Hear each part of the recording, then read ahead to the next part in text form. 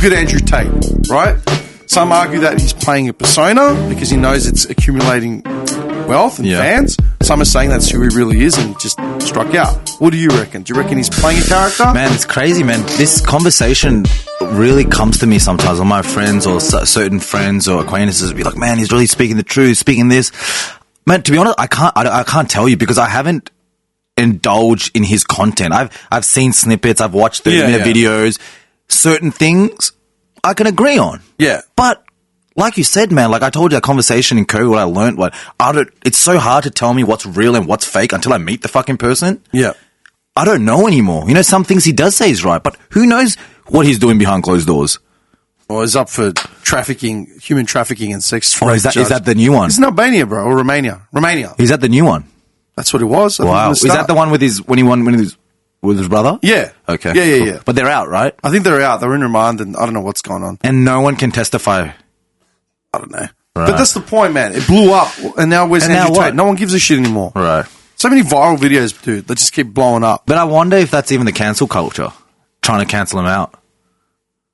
What do you think? Okay, someone said to me the other day, did you follow the whole Eminem Melly Mel beef that started? Like, fuck, I'm so glad. It's funny. Like, it made me laugh. Who's the other person? Melly Mel from Grandmaster Flash and the Furious Five. Yeah, okay. The Message. Yeah. He came out for years just hating on Eminem, saying there's no place in hip hop and blah, blah, blah, and I could beat him in a battle and blah, blah, blah. Out of nowhere, sword fighting. Eminem finally name dropped him in a track, right? It was 2 sentences.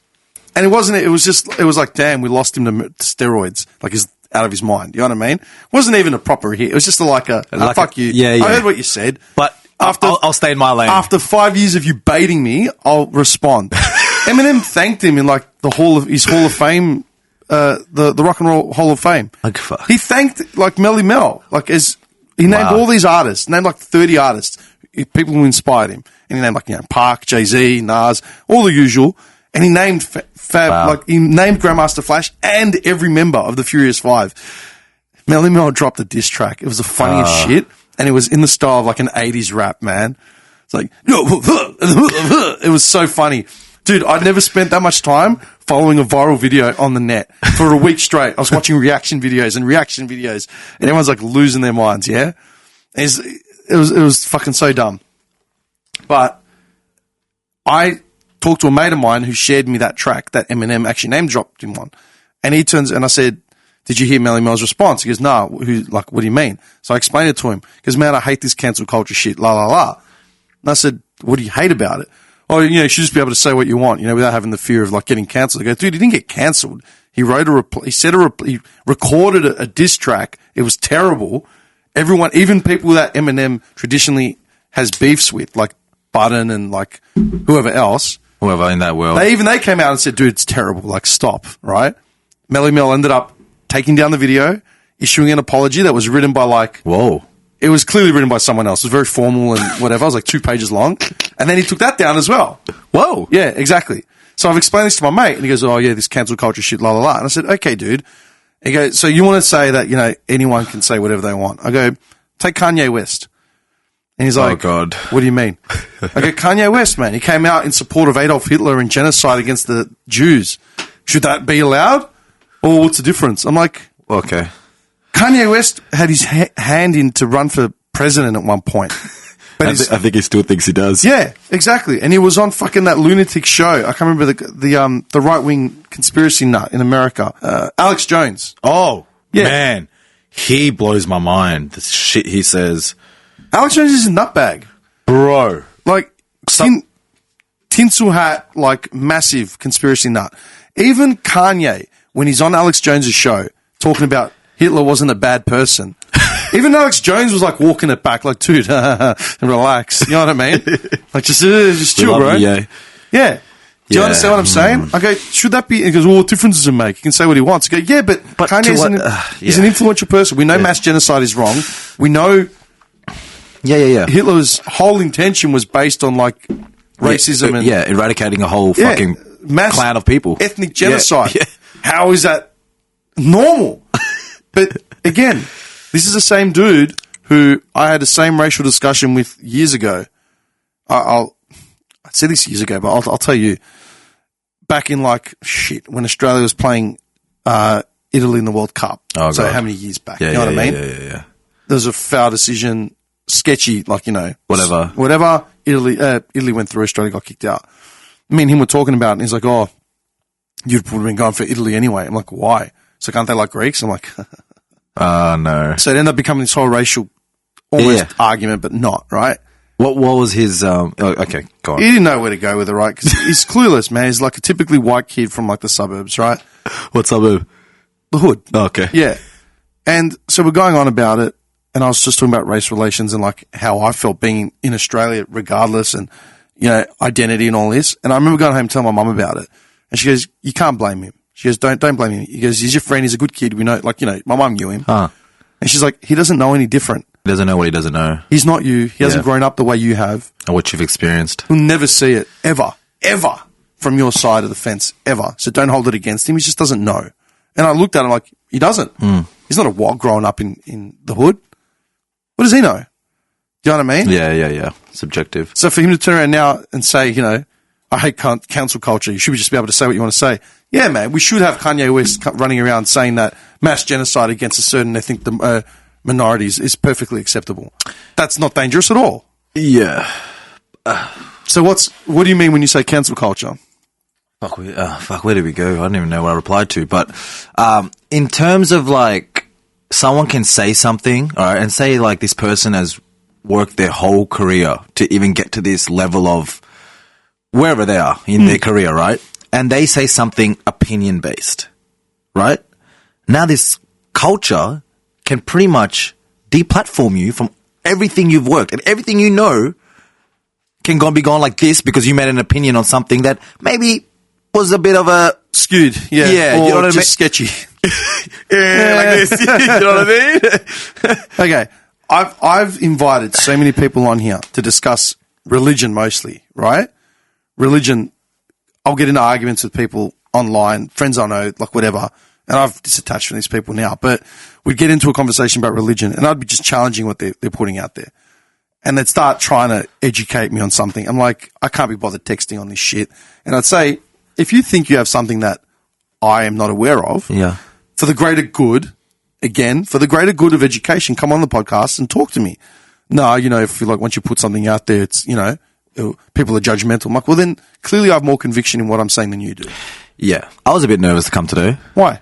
You're so opinionated. Yeah, I know, but I just have never done this before. Yeah, but it's the point of but I'm happy to talk. Once you got talking with me, I'm like, oh, I can talk for days now. But that's the point, right? Yeah. I'm not anonymous. Yeah. Right. I mean, I am who I am. I'm fairly open. There's certain things I don't disclose. Yep. Out of safety for other people more so than me. Uh-huh. But there are things 100% that I can think of that completely contradict my line of work or my personal ethics now. Right. Things I've said. We started this podcast in 2016. Okay. Beautiful. So we're in 23. 7 years. Yeah? You're telling me in 7 years I haven't had any personal growth? Does someone not change anything? Anything, yeah. You know? Right. I have it, yeah. We all have. Yeah. And if someone wants to pull me up, please. do it. On my show. Yeah. Please. Come. And I'll totally admit, that was my opinion. Because at the end of all this, man, and, people might think you're arrogant or you're very direct, but at the end of the day, you're open to learning. 100%. And you're open to challenge, being your thoughts challenged. And I think holding a space like this for that is great. But that goes back to the whole Greek oratory thing, yeah? This is what Greek philosophers were, man. Right. They literally, I always laugh about it because Athens was the center of democracy. Yeah. That's where Western civilization started. And I laugh about it because I'm like, every time someone says Greeks are so argumentative, I go, dude, we created a society based on the fact that democracy is literally a platform to argue, but argue with consensus of something will get for done. The greater good. Yeah. At the end of it. Yeah. Let's discuss this topic until we're blue in the face, until we can find some recollection, somewhere, some ground. You know what I mean? Literally. Anyway, we're straying off, but it's with the whole theological thing. If you want to tell me something that might change my opinion on something or get me to think, by all means.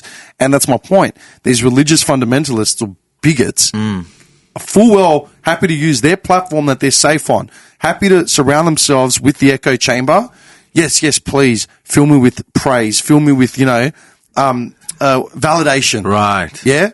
But as soon as you say, cool, come and talk to me about it in my platform where you might reach a whole new audience, nah. I might get judged. Are you kidding? Are you that paper thin? Or what they know once they start articulating themselves, there's going to be holes in their opinions. That's the point. Yeah. How can you sit here and tell me that your train of thought, your lifestyle, it's 100% the way? Cool. Let's discuss it. Oh, no, I couldn't do that. Couldn't do that. I can reshare something on Facebook. I can put up an Insta story. Couldn't expose myself. No. But that's the whole point. Yeah? And I tell people all the time, you want to come and mask? You want to come? I'll mask your voice. I'll leave you anonymous. No one will ever know who you are. Yeah. I'll sign an NDA. I don't care. Whatever. Just be honest. Be who you are. And you can, I think that was. And every time, man, no, I couldn't do that. Okay, bro. Okay. You have the mysteries of the universe, but you don't want to share them with anyone outside of your echo chamber. How does that make any fucking sense? Doesn't that defeat the purpose? His environment's dying. Dude, take it back to Islam. Yeah? Yeah, hit me. I remember talking to someone about Islam years ago. It was an Indian dude I used to work with, right? And I asked him, this was when I was young and I actually didn't know much about Islam before I started reading about it. And I asked him specific things. I asked him about Ashura. I asked him about like the principles. And I said, so what's the basis of like preaching and like, spreading the word? He goes, dude, it's in our religion to basically explain. If anyone comes to us with interest in the religion, with questions, whatever, we have to do in our best to help them understand. To help them understand. Okay. We don't go door to door knocking. Right. But if you knocked on my door asking about it, I'm obligated to tell you. Yes, my dad would tell you that. Do you know what I mean? Yep. I know so many Muslim dudes that would come here specifically to talk about Islam if I brought them up. And if it was to argue about points, they'd be more than happy to do it. Of course. Yeah? It's because they have conviction. They have conviction. They know, yeah. They go deep. Yeah. All these other heads, man, don't want to borrow it. Yeah. And the funny thing is, my dad's probably not even, in this culture or like heard of this culture or podcasts or whatever. Yeah. If he was just outside punching a dart and you started talking about Islam and you said, oh, come in. Yeah. Man, he would have no problem. Exactly. Because he'd be like, oh, let's go. Yeah. Dude, I've invited so many people older than me, people that are scholastically further advanced, and they refuse to do it. Right. Because I don't want to get judged. Oh, once you put it out there, I'm like, what are you afraid of? Yeah. And I even came here hoping that I might learn, or I did, or learn things from you, or people even listening. You know what I mean? Like, just put yourself out there, or put your knowledge out there to be on the chopping board. But that's the point, man. I get reaction when I have different people in here, like outside of our normal sort of groups, and I get these emails back that it's like, man, I really learned something about X, Y, and Z. You know what I mean? I've had all types of wax of life in here, man. And that's the whole point. I want to keep inviting people that are open to telling their fucking story or their opinion. Yeah? 100%. We've strayed from this whole thing, by the way. I didn't even see you go. No. It's fine. Anyway. I'm just going to say this. All right, let's take it back. So you're in the space that you're in now, yeah? Mm-hmm. What are your goals like when you go in and deal with a client? Mm-hmm. You're saying now that they're coming to you. You're not going to them. Yep. They're coming to you. Yep. What do you actually like when you assess something? Do you start from like how? For example, I would go do direct obs in their natural environment first to see how they're affecting their natural environment. As in going like their house or going their house, their school, their classroom. Like for example, like a young male that's exhibiting sexualized behavior after aggressive behavior. Yeah, I want to go see where he's doing it and try to understand, reverse engineer this, right? And the funny thing is, man, when you see clients that do this, they're more likely to do this to an environment that they feel safe in, because they know that if they inflict or act out in this environment, the consequences can be dealt in a passive way. As in there's no repercussions for their actions? There is repercussions, but there's no repercussions like if this kid 13-year-old goes out and punches a guy that's walking down the street, he's probably going to get beat by that guy. Yeah. Do you know what I mean? Like, he's probably not going to do that.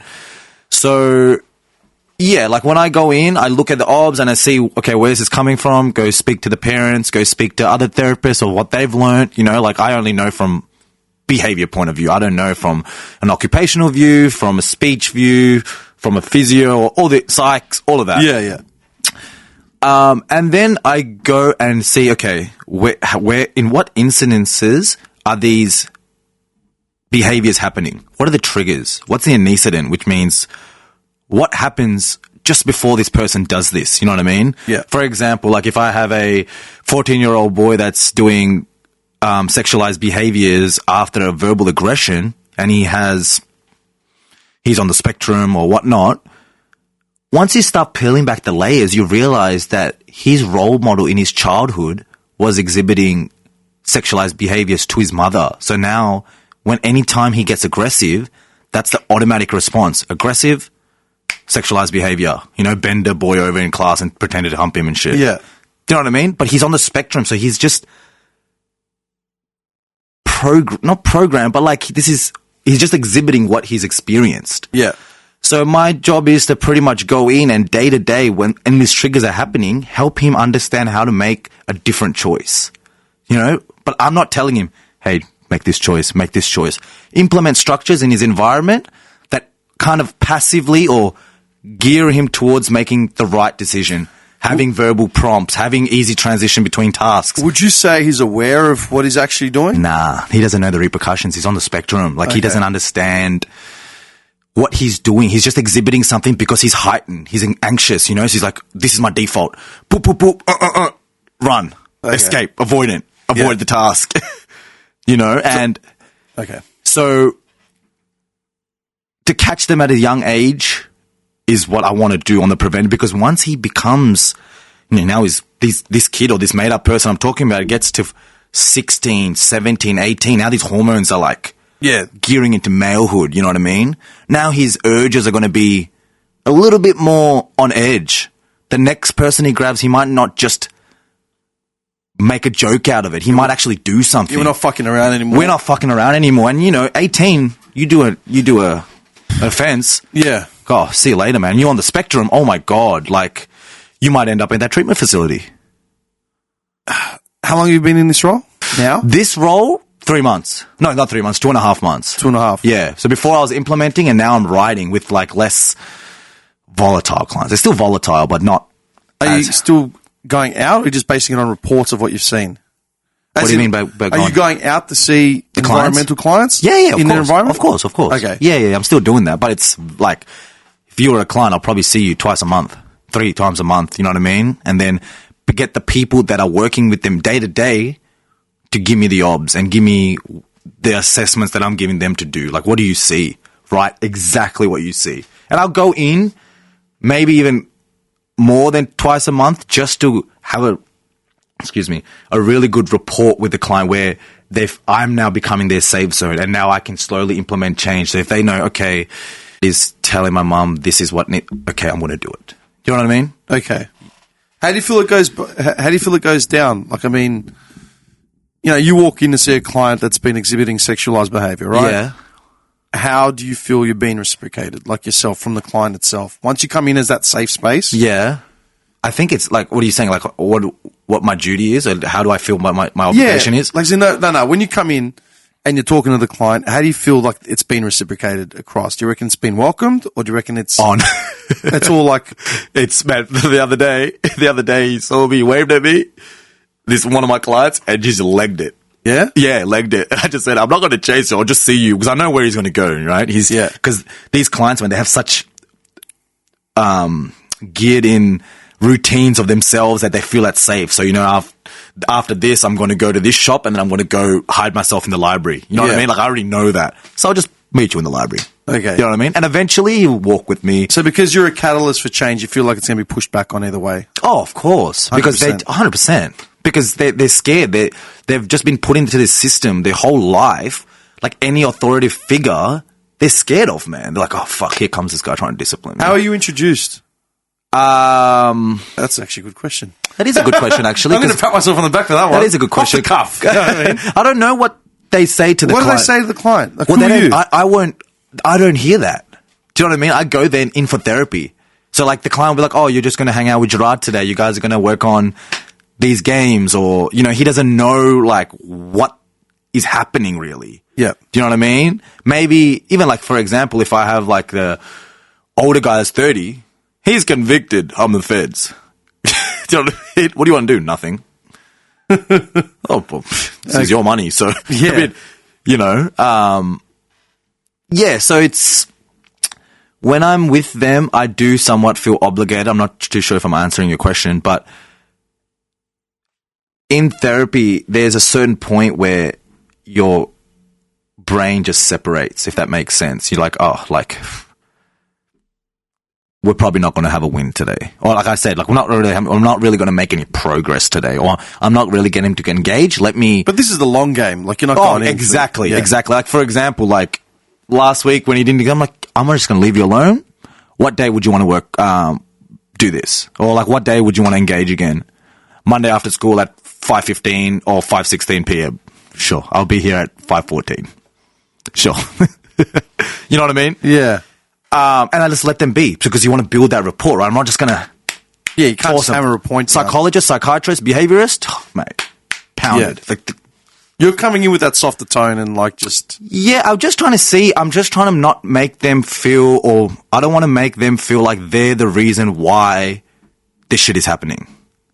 Because they didn't have a chance, or like these predetermining factors in their childhood have caused them this on top of their mental condition. You know what I mean?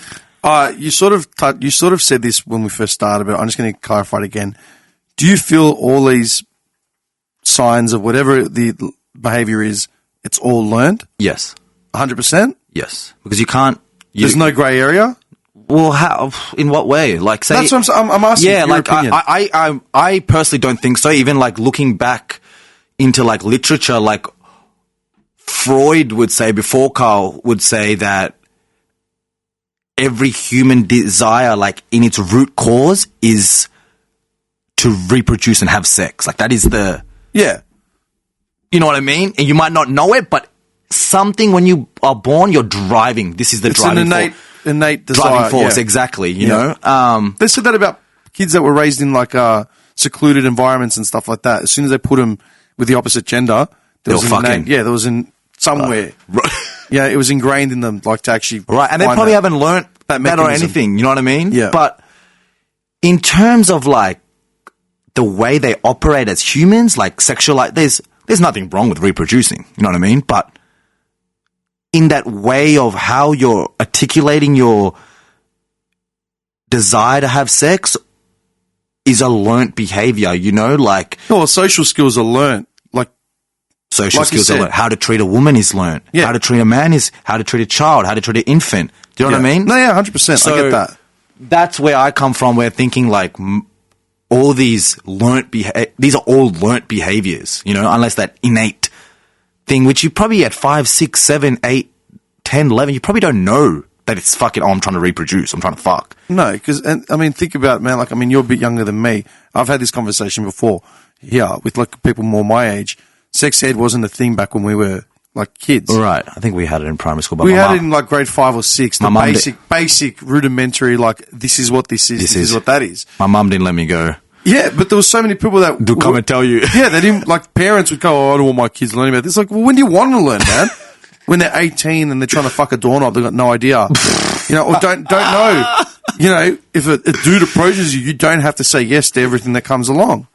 It's just, you need to learn it from somewhere. You need to learn it from somewhere. And if, say, for example, that you're born with this mental condition and now one of your parental figures is now sexually abusing you as a child. Yeah. Can you just imagine what you deem as normal when you come into adolescence? Yeah. Or it's sad. I think about that a bit. Do you know what I mean? It's like you don't even know what normal is. Yeah. And now you have the repercussions of your father living through you through the...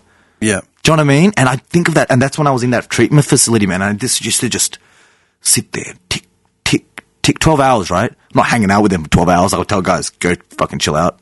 Yeah. I need to go in the office, type the notes, or just go on a break. Tick. I'm just like, damn. Like, they can do all this work. They can do all this, but they were institutionalized from birth. How did you deal with debriefing? I mean, coming in from uni, man, and like doing a bit of work and then going straight to an institution, that's heavy, man. Like that's like God's work, dude. You know what I mean? It's like you're talking about the greater good, yeah? There are people that wouldn't even consider anyone else's mental health or well-being, especially not convicted fucking felons. I did it in the search of trying to figure out myself, weirdly. If that's as cringe as that sounds, like I felt like at a point I was just like the whole basketball thing and still being passionate. I just felt like I was just still being very superficial with my life. You know what I mean? And sometimes I still think about that, you know, when I'm like, oh, babe, I want to go out to this Japanese restaurant. Why the fuck you want to go out for the 10th time, spend $250, $300 on, you know what I mean? Just shit like this, like, still ponders my brain. So yeah, I felt like at that point in my life when I started going in, my girlfriend checked me. She's like, babe, as much as I fucking love you, you went to school and you're all this, and you're fucking working at the RB afloat till 3 a.m. fucking shit knows what. Do you know what I mean? And I sat there, man, in that car, and I just like, I cried, and I was just like, fuck, like, there's a lot more to figuring out, like, why I'm doing these weird, nonchalant jobs and just instead of going down the fucking path that you've pretty much paved for yourself, you know what I mean? Paved for yourself. Yeah. And then, yeah, man, just going in, I started seeing, in child protection especially, right? Man, I'm going to drop a bomb on you by just letting you know, but going to child protection came my full circle in my life, bro. Like my daughter, I don't get to see, man. The mother doesn't let me see my daughter. And she can have her views of that when the daughter conceived and while she was pregnant that I wasn't coming over there. But I'll tell you now, bro, I actually couldn't leave the country. I only got my citizenship last December. So when I came back from traveling, they said, you can't leave. If you want this citizenship, you got to stay here for 2 consecutive years or 3 consecutive years. Ended up being 4. Citizenship is a fucking nightmare, man. Like after paying all these taxes to all these cunts, you still can't give me my fucking... I worked with so many dudes from like Pakistan and stuff. Dude, the Pakistani passport's one of the weakest in the world. Oh, fuck. Yeah, and I had a dude that I worked with that was literally flying to Sydney to an embassy to get a piece of paper signed and come back. Yeah. Deadlines. Like, it's like the window we get is like 18 hours. Yeah. Like, what do you mean? It's oh, like, no, you're going to wait for the next 6 months. Literally. And there was like, dude, I'd hear about this build up. He's like, he's getting all these ducks in a row. And then like he'd go missing for 4 days. And I finally see him like, hey man, how'd you go? Didn't happen. I go, what do you mean? There was a delay on the plane. Then I got to the office. They were shut. Then this. And then they'll tell you right to fuck off. Yeah. Right there, they'll tell you. And he's like, I go, so what now? Well, $4,000 wasted. Gone. Start again. I'm yeah. like, what? Yeah. My parents used to get rorted from international lawyers, man, just because they knew like these people are in a vulnerable state. Yeah. Dude, this guy had been in the country for 15 years at that point, paid tax. Like, you're like, what do you want? what more do you want? There are people that were born and bred here that don't give 2 shits. Yeah. And they're living off the dole. Exactly. But they're fine. They can vote. You know what I mean? Makes no sense. This country, as much as I love being here, man, and these are the there's so many inconsistencies, man, with so much stuff. Yeah. The Western world at its best, I would say. Yeah. We were talking about something. Yeah, you were talking about how you went full circle at the child. Full circle, yeah. So like when I was entering child protection, I was like, oh shit, I'm fucking 28, 27, yeah. I've got a big boy job now. You know what I mean? Yeah, an adult. Yeah. I'm adulting. Like you can't just piss fight around behind the bar. Like no, this is real life. This is real life. There are repercussions for my actions. Yeah. Like I fuck up here. Like this is the end of my whatever career I thought I might be, or someone else's problem. Or someone else. Yeah, exactly. And then just being that figure in these kids, man, like started coming full circle of like I was weirdly distant from my daughter, but I was learning how to be a good male figure in a young person's life. And then my brother and sister, they're 6, they're twins, right? That's already there. And then these going into child protection, and I'm weirdly helping males and females be better parents that are older than me. Yeah. And this shit's just coming weird full circle, right? And then I went to the treatment facility. I was like, where's this coming full circle? But shit, the Lord has a plan, bro. So let me walk. You know what I mean? I'm going to jot that one down. The Lord has a plan. And we'll come back to that. We're definitely coming back. You're not walking out of here with that one. And so, yeah, went into there and I was like, okay, there's still somewhat of learning I'm doing here. You know what I mean? And now that I'm coming into this space, I'm like, it's just come full circle for me. And it still is full circle. I don't know what the next door is. I couldn't see the behavior practitioner door when I was in the child protection door. Yeah. And I didn't see the treatment facility door when I was in child protection. I didn't see the child protection door when I was at the fucking bar job.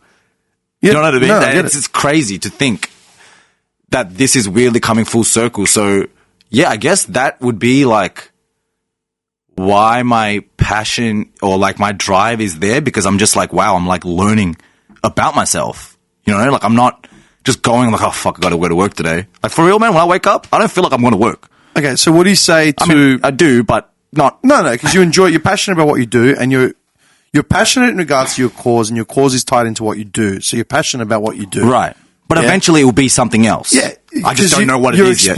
You're building your stepping stones to get to whatever next level it is. So what do you say to, like, you know, the guy that's 28-year-old plumber who saw his dad do a trade, so he did a trade because he didn't like school? But he might find priority or value in something else outside of plumbing that we might not know about. Maybe music, cooking. It got to be something. Most plumbers I know don't cook. Well, there's a plumber, one of my friends, fucking idiot. Fucking idiot. But he's a great guy. He has so many interests. It's in his depth in knowledge is in music is crazy. I think, you know what I think, man? You create your own.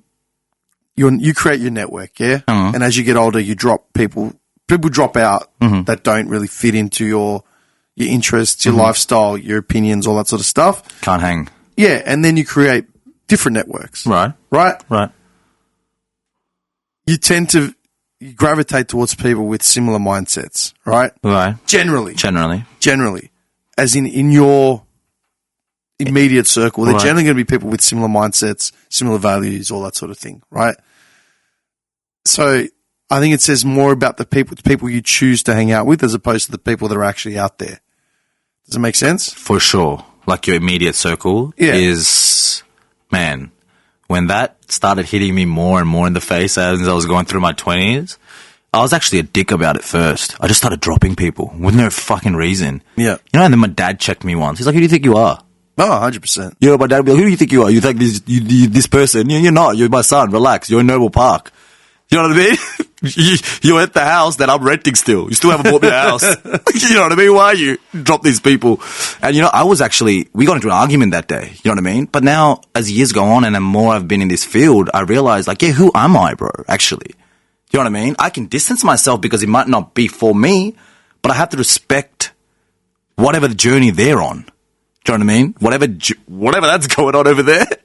You know what? And that's, look, I asked you before about, you know, like... God's got a plan for them too. No, hang on. I said to you that your field of work is around the long game. Yes. Yeah? It's not short-term fixes. Right. It's literally unraveling, deprogramming, reprogramming, long-term solutions for long-term, like, you know, benefit. And you just said the key word, journey, right?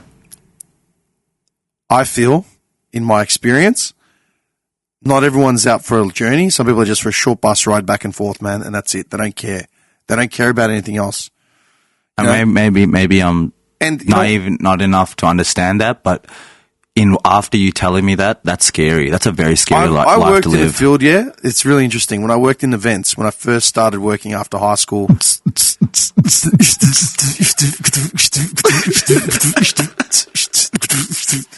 Yeah. Still going. Dude, 3 a.m. music monkey. Oh, dude. I think I was lucky because it exposed me to a lot of different people at a really young age. My first proper job after TAFE, after all that sort of shit, I was 19 and I started working for an event company, right?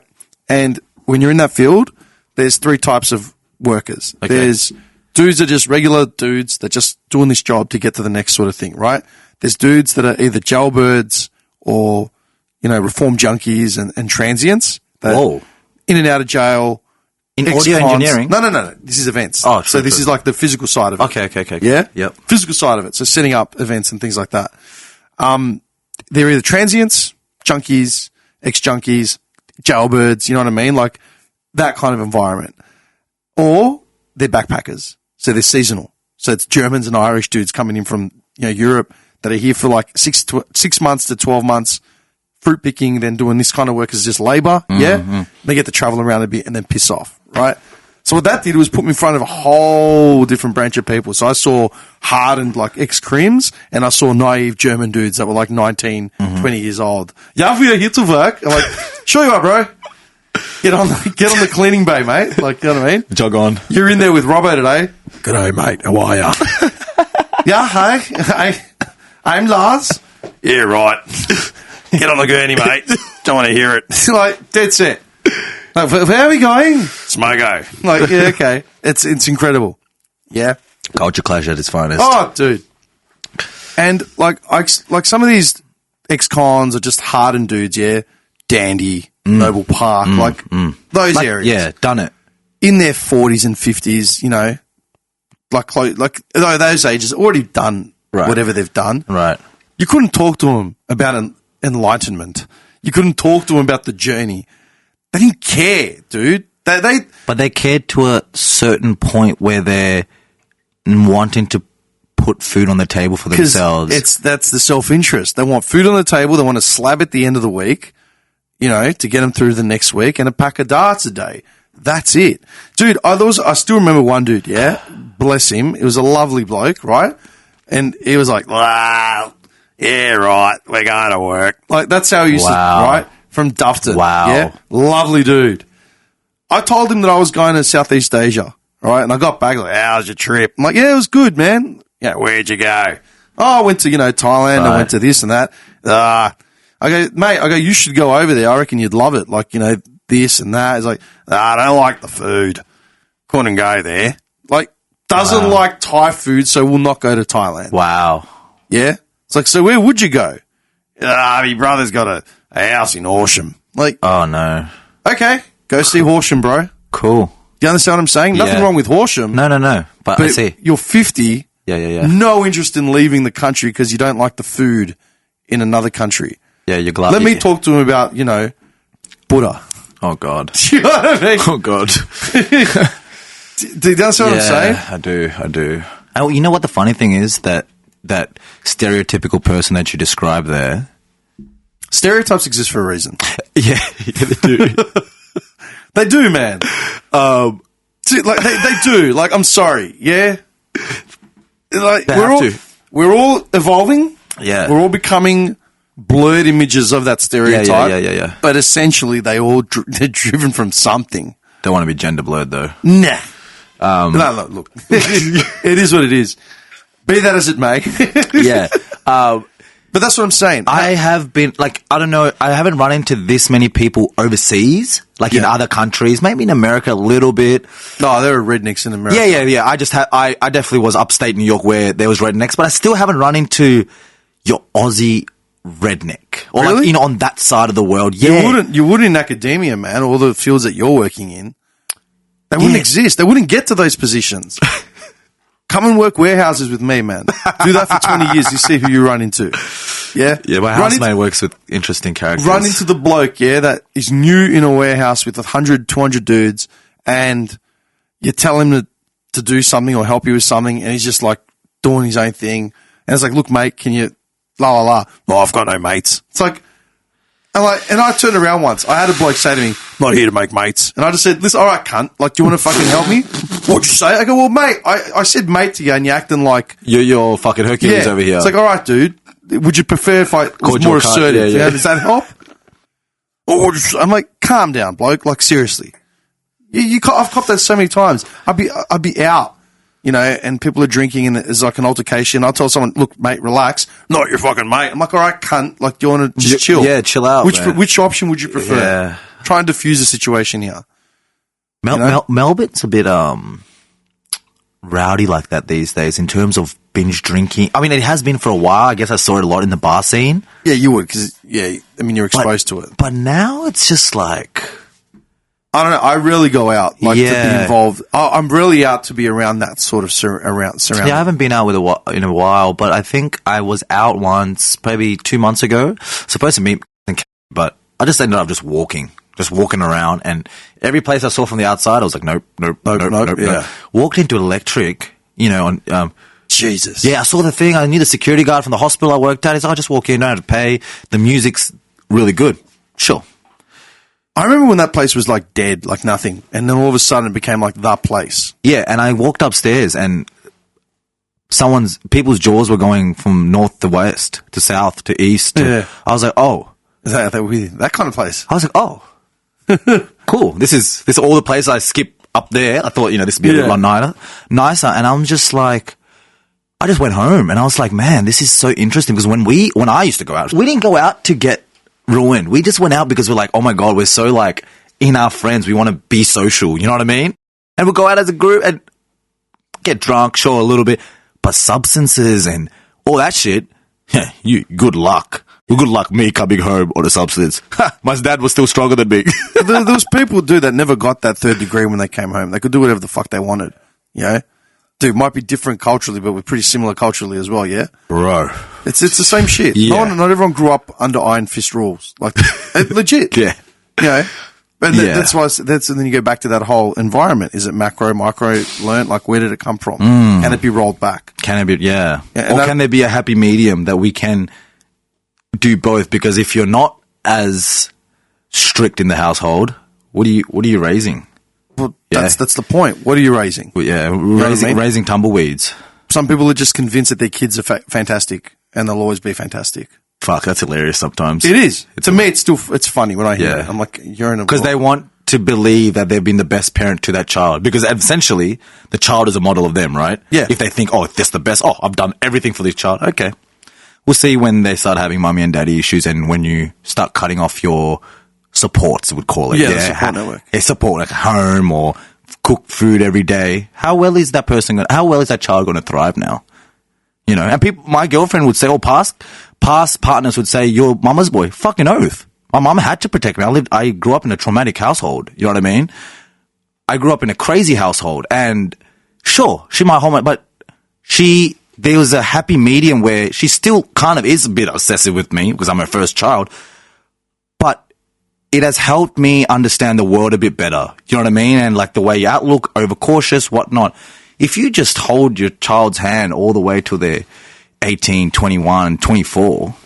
I said that to someone when I said to them, I feel like you're overbearing and you're overcompensating and you're this and that. Oh, they're still young. I go, dude, they're 30.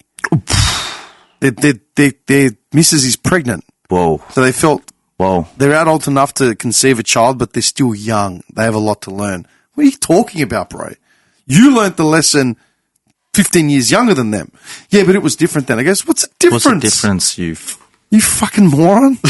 It's toxic behaviour. Yeah. Anyway, taking it back to your job, right? Do you feel that there's enough support in the industry for what you do? I don't think so.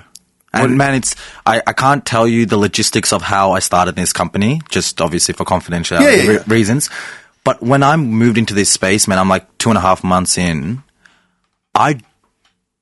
At first, I did not feel supported in like helping me really understand the true nature of my role even. You know what I mean? And I just kind of just put structures together because I wanted to learn. And now that I have a team lead come in, she's just a wealth of knowledge. She's just like, like obviously there's little things to tweak because I've done it myself. Now I feel supported because any question I ask her, she can just go off on a tangent and be like, this is why, this is the functional behavior through this article, and this research. But when I first started, or even when people are trying to transition into this role, it's just like, oh, companies just want to get you on board because the company is earning so much money through They're making up numbers in order to justify a budget, blah, blah, blah, blah. Print the money. Do you know what I mean? Like, for example, like, my hourly rate of what they're charging the client is probably $254 an hour.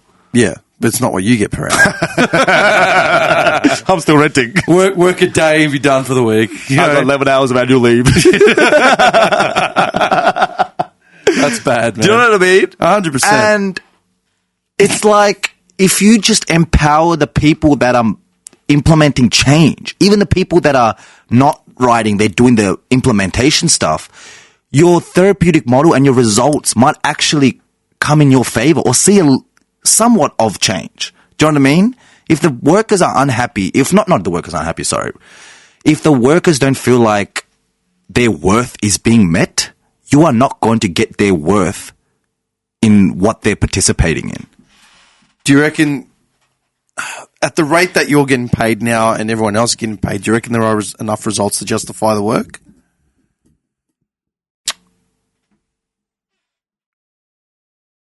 Yes.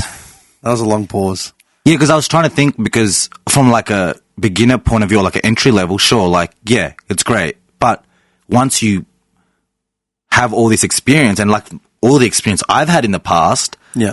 it doesn't add up to what the worth I'm giving now on piece of paper. Like somebody that came in will write an interim BSP and be like, oh yeah, this is quick. This is just for now. I'll write the comprehensive later. But when I write the BSP, bro, it's fucking, it's written. It's written properly. If you're reading my BSP, you not only know about this client, but you know about every condition that this client has gone through and the stages that this person's developed. Like there's a level, you know what I mean? It's a level of, curiosity in what you're doing. It's comprehension. It's comprehensive report as opposed to just rudimentary. We're covering exactly. Oh, here these are the steps. Do this, this, and this, and then you might get this. This is detailed. Like we get into the nitty gritty here. Exactly. So my question to that is, you can write your report, comprehensive report. You can pass it on to your superiors. Do you feel the end result would actually get enacted to its full potential or degree, or do you reckon there's in my client caseload, I'm going to make it my point that it does, because I want it to be a reflection of my work, because essentially I'm building a portfolio, right? Yeah. In that last stage I was telling you about, like I need to have a portfolio for 3 years or 2 years. But in terms of, does everybody do that? Like you said, bro, I think these people just don't care. Like some people that get to a point where they're like, I've done so much work, and you said they're burnt out. Let me just write this basic plan and let me get my check and let me try to...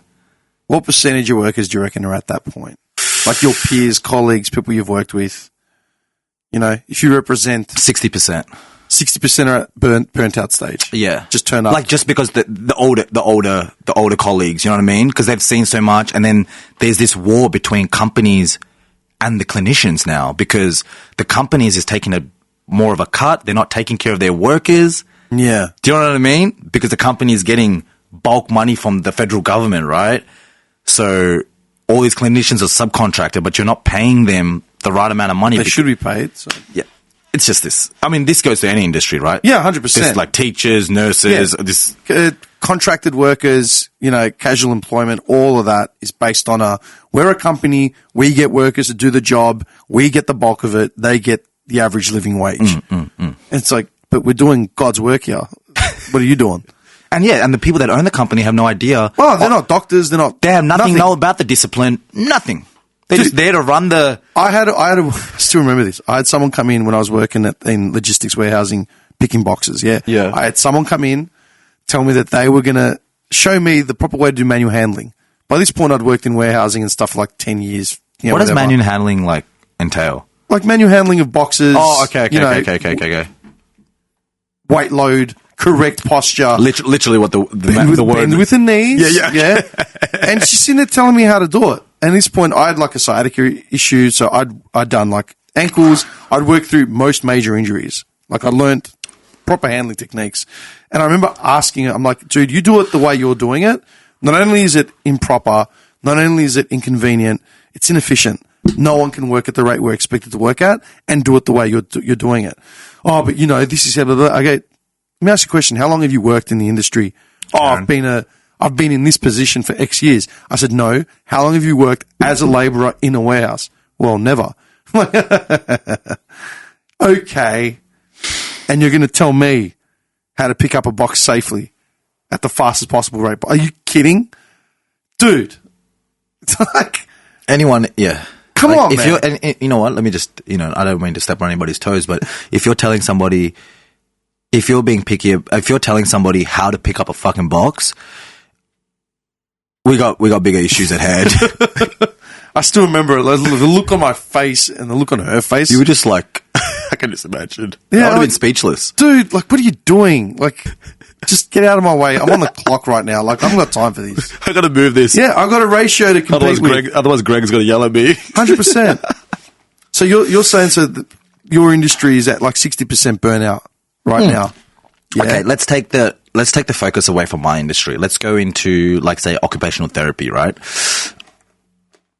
Their discipline is so stretched out because, like, for example, my partner's role is to help people rehab back into life after having a brain injury or a spinal injury, you know what I mean?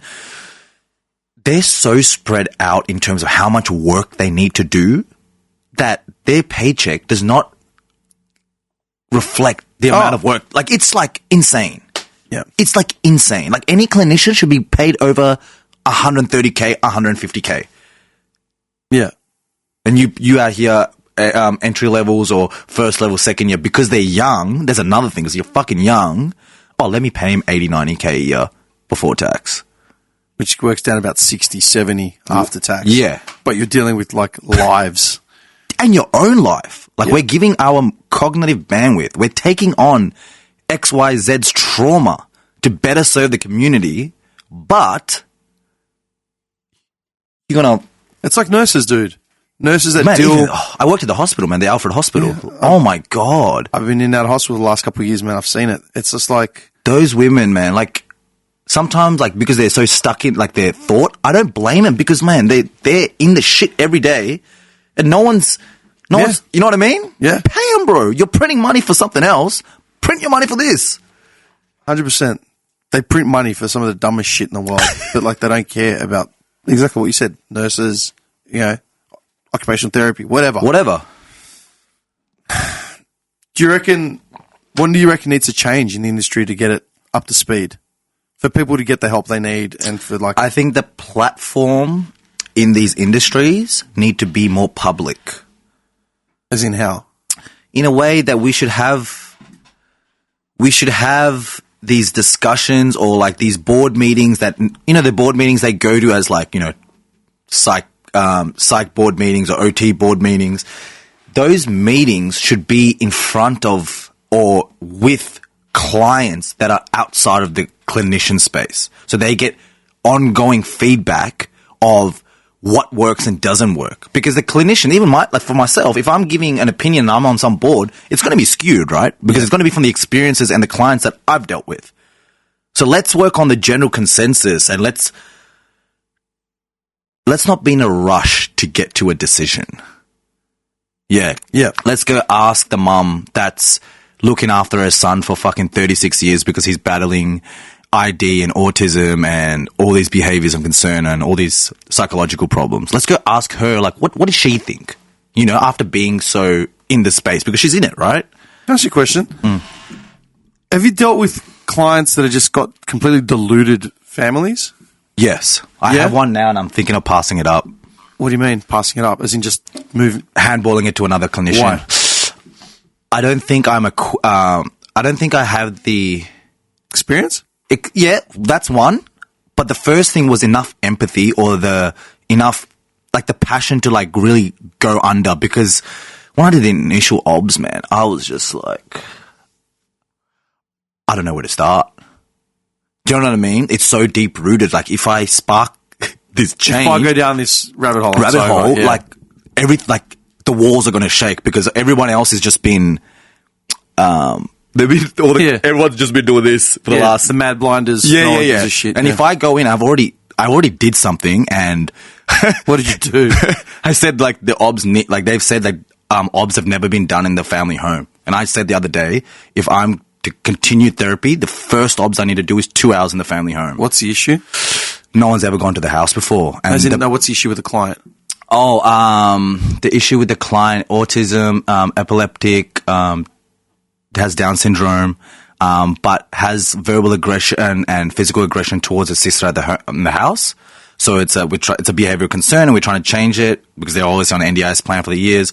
But the father has such mental health issues, but he's almost like he presents himself as this caring person. Something's clearly going on. Mate, he walked into the fucking therapy session with no shoes on. He's severely overweight. He had like, oh my God, no shoes on and his nails are dirty. He's like, oh yeah, my uncle's picking me up. We're going back, aren't we? I'm just like, oh no. And the client was like, oh, I can't wait to not go home. I'm like, oh shit. And no other clinicians picked this up in the past. Like, come on. You don't need a degree to see that something's up. Yeah, exactly. Exactly my point. And how long has it been in the system? This client was handed over to me from the previous clinician that left. How long do you reckon they were in? Probably a year. So in a year, no one actually thought, hey, we might need to go to the fucking home and see what's actually going on. Talk to everyone separately. Yeah, the father's telling me the mum's had 5 heart attacks, and then he's saying me she's a schizophrenic from birth. All normal. Yeah. Like, why isn't this 36-year-old client battling these behaviors of concern? Maybe because something's going on at home? Or that he presents well in class? Well, yeah, because that's their safe space. And every time you guys have a meeting with her, you invite the dad. So it's never a... isolated. Do you know what I mean? Have you ever had a client that slipped through the cracks? All my clients slip through the cracks. Really? Yeah. That's why they're there where they are. They've all slipped through the cracks. See, that's the thing, man. I remember talking to like some of my social worker friends, man, and they tell me these horror stories. And so many times they were like totally exasperated and just beaten. I'm like, why? It's like, because I know nothing's going to get done. I'm going to write my report. And we're talking about some seriously traumatic cases. We're talking like, you know, child abuse in their house. Oh, man. And they're getting forced to live back in the same house. Yeah, man. Yeah, because there was either no option for them to go anywhere. Or it's what you can prove in court. Exactly. You can do a 2-year reunification process. Yeah. Fucking, ooh. It's like, are you nuts? Like the grandparents abusing the kid and you're going to send the kid back into the house? How does it make any sense? And sometimes it's like even an option where like, all right, if we send them back, we know they're going to fuck up. So then again, get the back. Oh, more money printed. Bing. Yeah. It makes no sense. And that's when I was like, what the fuck? Like, man, when you go into the office, like, fuck, you might need to censor this or parts of this, but when you go into that office at DFA, I was subcontracted in, right? I never worked for them, like, directly. It's gruesome, man. It's dark. Yeah. The work is dark. It's like that. Have you watched that movie, Wanted, without Angelina Jolie? No. You know, he's trying, conspiracy shit, break out the Matrix, but he's sitting in this cubicle. You know, there's typical, stereotypical corporate jobs. You're working like The Office of me. Yeah, you know what I mean? Office Space is the best movie ever. yeah. That. And these guys are just so much trauma and shit that they're taking on from caseload, and it's just like this. You know, and the environment is so dark. Yeah. Social Fridays, let's go out and drink. Yeah, Hawaiian shirts. Jeans day, you know what I mean? Casual work day today. I was nearly killed myself donate last $2 night. to the Cancer Council. Yeah. I was literally on like, safety watch for the last 48 hours. But yeah, sure. Let's go for drinks. Yeah. I'll have the report done by Friday. No, legit. Man, some of the debrief notes that I used to hear about, I'm just like, how can you deal with this day in, day out? I get there's an undying passion to help, but you can't, knowing that. But how can you say that you've done everything you can if you haven't indicted yourself into the space? Or eventually knowing that actually my work is probably not going to... No, it won't eventuate the shit. Do you know what I mean? It'll be left in a tray somewhere. So what do you do? Not do anything at all? But that's the point. Like, you just said that all your clients slip through the cracks. Yeah. How do we stop that from happening? Bring more awareness to it, man. I guess... Dude, like I've had two women and a man. Women are actually great in allied health space to speak, because their intrinsic motivation as, I guess, even a female is to nurture. You know what I mean? So their emotional tie to this kind of work is even far superior, passes mine. There's that nurturing, Do you know what I'm trying to say? What I was saying was I've had two women and a man on this. Yeah. I've had two women and a man on this podcast, right, in here, talking about domestic violence. All three were victims in different capacities. Completely different capacities, all three of them. And the women all were naive to their situation. Didn't know they were in a domestic violence capacity. Yeah, those ones are really scary. It's like the power trip that men have over women, and they just feel so inferior to live. That's scary. The man was in his domestic violence capacity because he didn't think he had any options. And when he did try to look out for help, he was ignored. You know what I mean? Because of that, women hold all the weight when it comes to court and children and all that sort of shit. Yeah. Whether he liked it or not. He had everything right on his cards, but unfortunately that's where we live. Well, what do you think would happen if I went to trial with my baby moms? You know what I mean? Like, I was like, oh, why don't you go to court? I'm like, man, there's so many legal proceedings to this. Like, I don't have the money all the time. Fuck the money. Like, okay, I'll figure that part out somehow. You know what I mean? But until the child can like cognitively say something, like, I'm irrelevant, man. The guy that was in here, his kids were in their early teens. They could cognitively say everything they'd seen. Didn't matter. Wow. Didn't matter. He had to get evidence. Of what? Of violence, drug abuse, like all types of shit. Wow. But he went broke Trying to fight the system until it finally collapsed on itself. And he had enough cards to say, here, like how much more do you need? They couldn't ignore it anymore. Wow. But that's the point, yeah? The women were completely naive to the situations and didn't know. So that's when you say, like, with this slipping through the cracks, if the family environment's toxic in itself, how does it actually get found out? What does it take? It takes support workers that are going in. It takes clinicians like myself. It takes support coordinators. It takes teachers that are, like they have like classes for people that are battling ID or on the spectrum to engage in meaningful tasks. They have classes for that. Those teachers see this shit because they deal with them. And that's interesting that you say that. Every time there's a school shooting or something happens, come on, you interview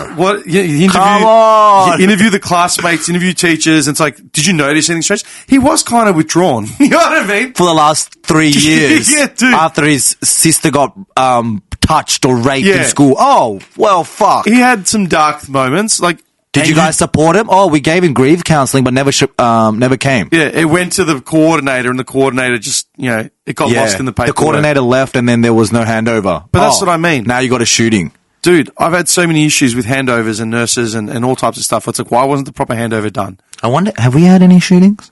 Yeah, not school shootings. In Australia, nothing? School shooting, there was one in the 50s, I think. Okay. And it was like a few people killed. But not the way, Columbine or Sandy Hook. Yeah. America's in another playing field altogether, man. Yeah, that's a. Anyway, my point is that, you said that everyone slips through the cracks and it's up to people to raise awareness and all that. How much of it falls back to, like, teachers reporting shit? Yeah, just being... Man, it goes back to this topic of some people get to this place of, I just have to do this job. That's it. That's the point. Instead of just being a human and using your own knowledge and critical thinking to make an informed decision. Nah, if I report this, then they're going to bring me in a meeting, then I got to explain. Nah, everything was good today. It's not worth the headache.